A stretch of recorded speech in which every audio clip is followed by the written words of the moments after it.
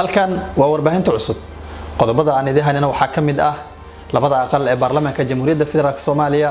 oo maalinkii saddexaad wada akhrinta miisaaniyadda dalka iyadoo labada gole labadii maalin ee ka horeysay ay wadeen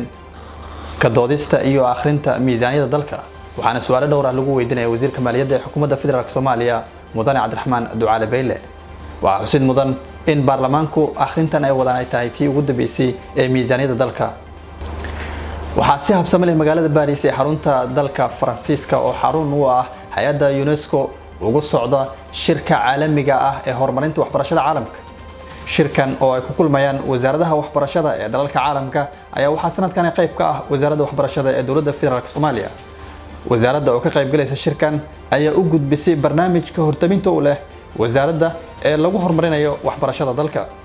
dagaalka Ukraine oo maanta maraya maalintii 127aad ayaa waxa soo baxaya cadeymo muujinaya in Ruushka si urakac ah uu laba gantaale ugu dhuftay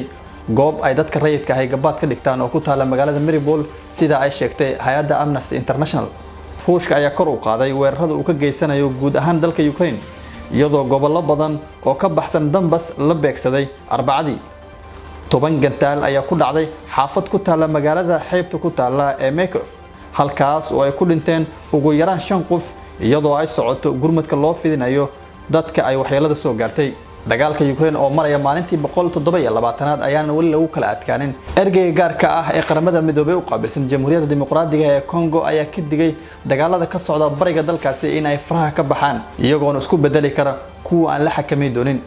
waxaana jira warbixino sheegaya xadgudubyo xun oo ka dhana xuquuqda aadanaha oo ka dhacay goboladaasi dagaalkan cusub oo dhawaan qarxay ayaa dib u soo nooleeyay cadaawad soo jireen ah oo 10 sano u dhaxaysay dawladda DRC iyo Rwanda iyadoo dagaalkan uu dib u soo nooleeyay kooxda loo yaqaan M23 oo ah koox fallaaga ah oo ka dagaalanta Rwanda ayaa iska fogeysay in kooxdaasi ay wax gacan ah u fidiso waanaga inta warkii koobnaa